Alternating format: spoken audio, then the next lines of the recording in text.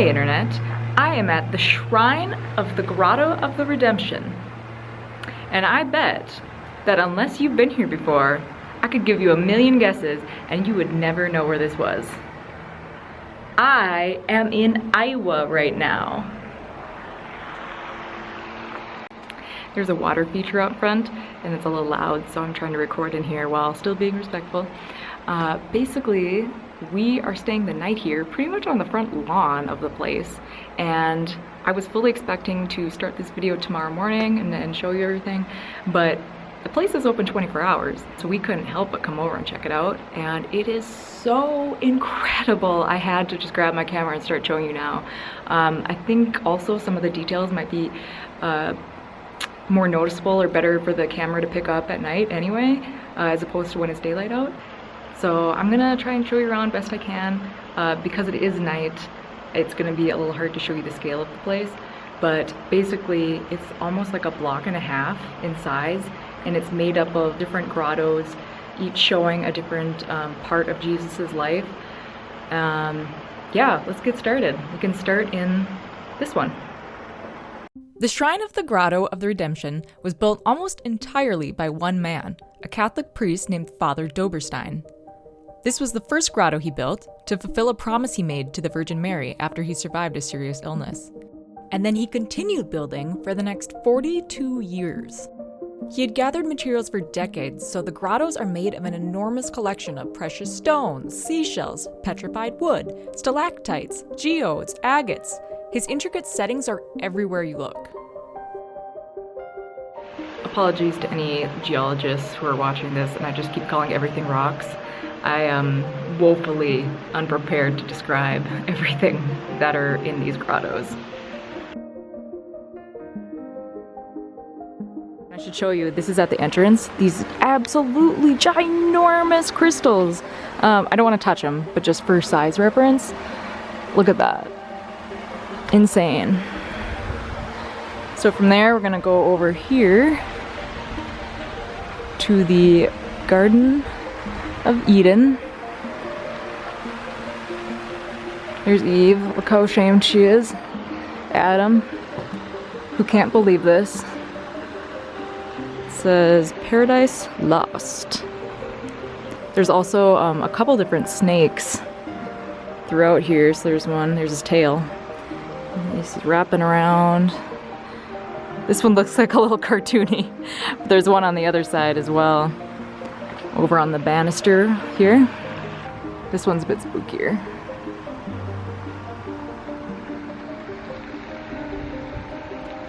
Can you guys see how like everything here is just shining?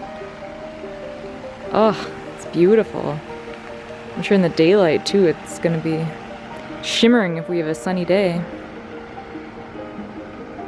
One thing that's really cool too is these like jagged pieces. They all look like dragon's teeth or ridges on a dragon. It makes me feel like I'm in some fantasy temple. Yeah, Chris was just pointing out that these are like tree-like. I bet this used to be the apple tree. There's one on that side too, and that's why the snake's on it. I wonder if those got, I don't know, broke down or disassembled at some point. Then, if we pass through to here, we enter the Way of the Cross.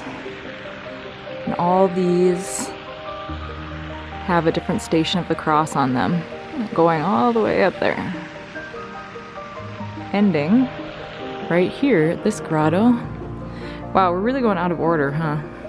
So we just saw baby Jesus, and now we're seeing being led from the tomb. Or we're led into the tomb, I guess, actually. He kind of walked out, didn't he? There's this little sideway.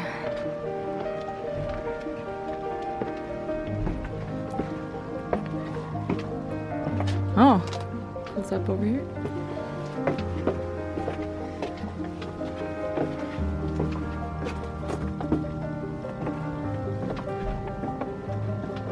Whoa, we're really going up.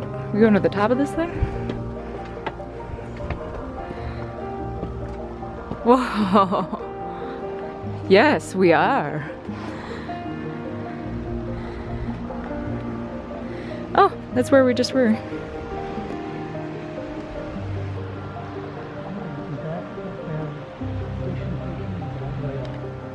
Here's the final station all the way up the top. It looks like you can go all the way up there. There's stairs.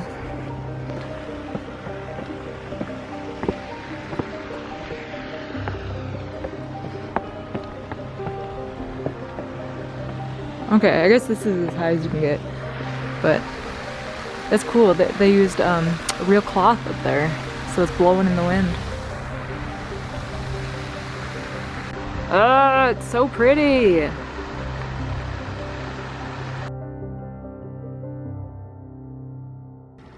They look like skulls the way that they are raised out of the wall in clumps. Yeah. It reminds me of the... Like a catacomb? Yeah, of the Paris catacombs. Like you can see they're just crystals set out of the wall in these circular... And it's the entire wall, all up to the ceiling. Got stalactites there. Moses with the 10 Commandments. Around the outside it says, "If thou wilt enter into life, keep the commandments." And then there's the Bible chapter and whatnot. I assume, yeah, Matt. And then the center down here, in this S, backwards S shape, it says, "Good master, what good shall I do that I may have life everlasting?" This room has a lot of crystals, huge ones that is, lined up here.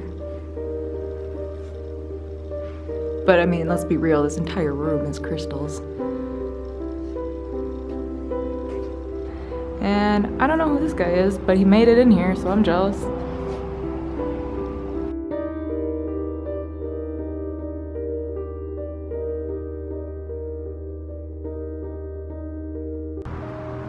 So outside of there we have this perimeter wall enclosing, well, it goes around the whole place, but we're in like a courtyard right next to the Stations of the Cross. This might be better in the daytime, this part, but more of these giant clamshells.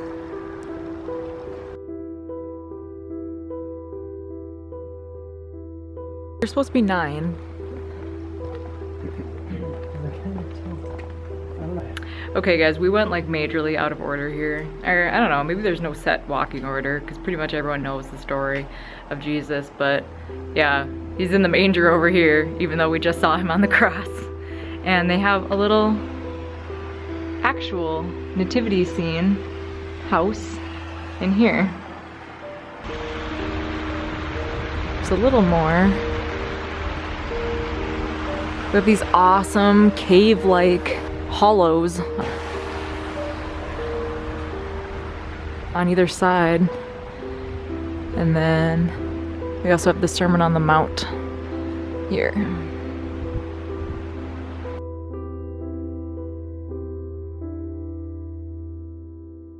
I didn't even notice that these caves, it's like a channel that goes through. And through there to the other one.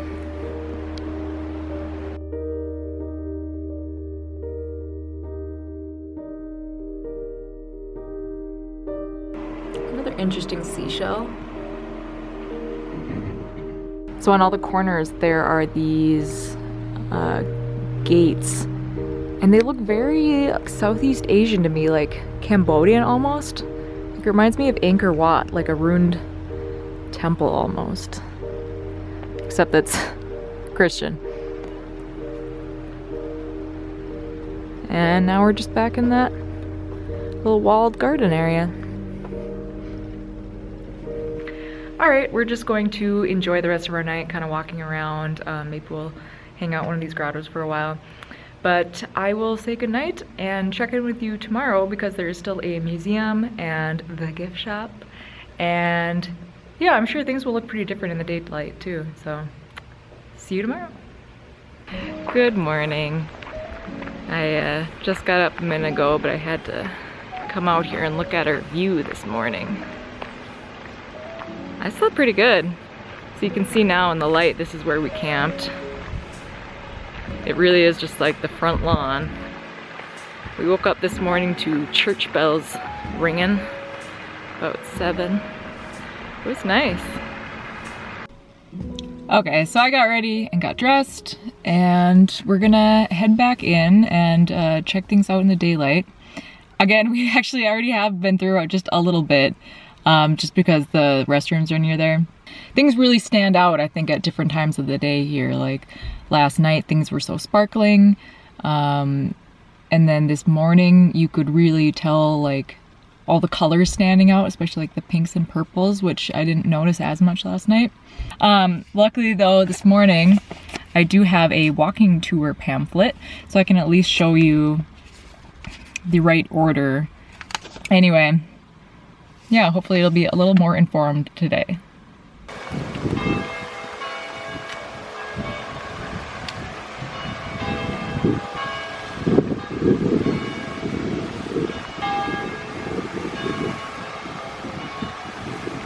Okay, we're gonna start with Eden this time. Do you see how these pinks stand out a lot more in the daylight? We asked the guide as well about these trees, if they were supposed to be finished at one point, since you see these exposed posts here. And she said yes, they were actually supposed to be bigger, but Father Doberstein wasn't able to finish them, and when they had a contractor come out to try and do it in the recent years, unfortunately these posts were not sufficient enough to hold the top of the tree, so they had to remain unfinished. Back in the Mary Grotto. Now you can see the light coming through this stained glass window, now that it's daytime. We just saw the back of this actually in the last grotto. So outside, Adam's standing over here and Eve's over on this side. Yeah, it really looks like coral in here, especially with all the seashells. But our pamphlet tells us that this is mostly calcite from a cave in the Black Hills of South Dakota.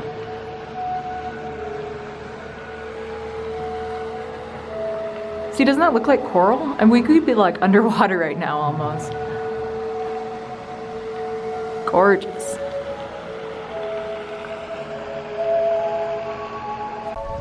They're also playing music out of these speakers during the daytime, it looks like, as well. Those weren't going last night.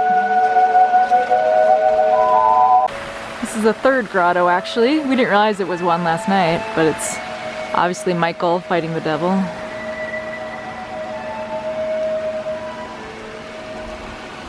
Next is the Sermon on the Mount. Grayish colored stone on top is a 2,000-pound stalagmite Oh, from Carlsbad Caverns. up there. That's from Carlsbad Caverns. You said it was 2,000 pounds? Yeah. Wow. Acquired before it became a national park. Yeah. For legal reasons, we have to put that in there. All right, next is this grotto with Moses. I would say this was most definitely more impressive last night. I mean, though it still looks cool now. But our pamphlet tells us this phrase that was in the middle here is what this young man is asking Jesus, who was unnamed, by the way. That's why I didn't know who he was. And the writing that I read last night along the wall here is Jesus' answer.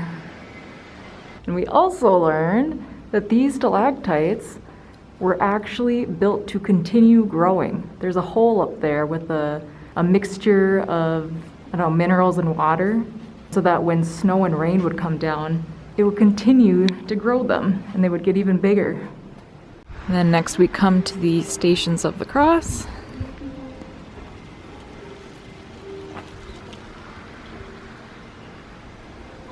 What does our pamphlet say about these? Apparently the mosaics were imported from Italy.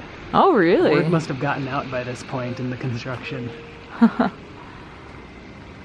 stations are made out of brown jasper to symbolize suffering and death. Oh, dang. So these are made out of brown jasper to symbolize suffering and death, except for this last one here, which is made out of just white stones. It's the station where Jesus dies on the cross.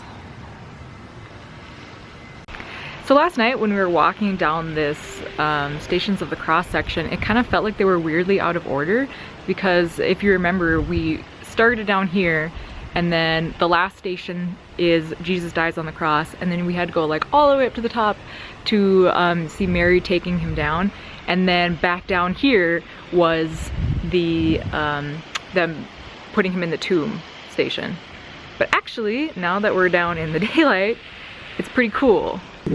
So if you're walking down this side, here is 12 and you can see 13. So you're not actually meant to like walk all the way up there just for that, but it goes 12, 13, and then 14. It's right here. So it does actually make sense. There's a lot of color in these stones.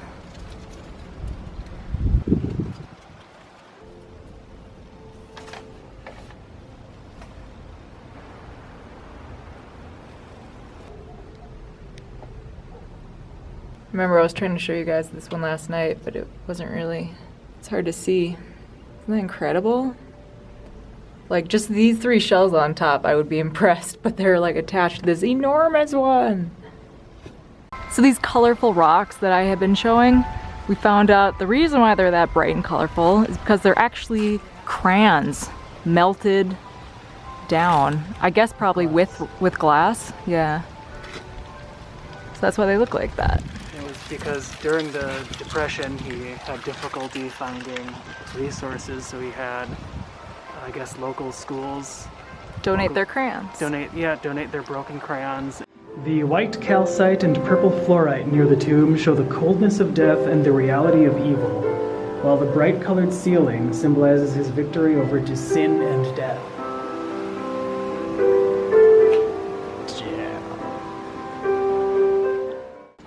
Oh, I don't even think we went this way yesterday. Oh yeah, it's like a viewing area. That church ahead there is where Father Doberstein worked as a priest. Here's where we were at the Stations of the Cross.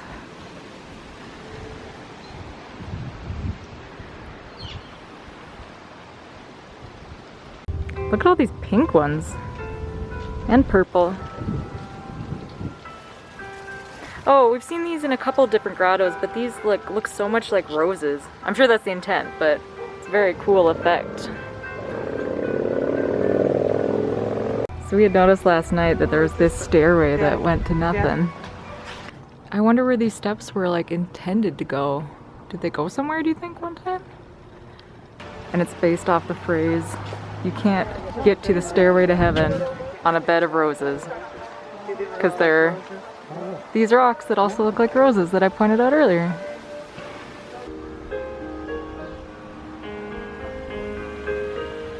There's also a museum and a few other interesting buildings focusing on the rocks and other materials, but we were trying to stay mostly outside, it being 2020, so we just took a very quick peek, but it probably goes without saying that if you love crystals and shiny things, you will love this place.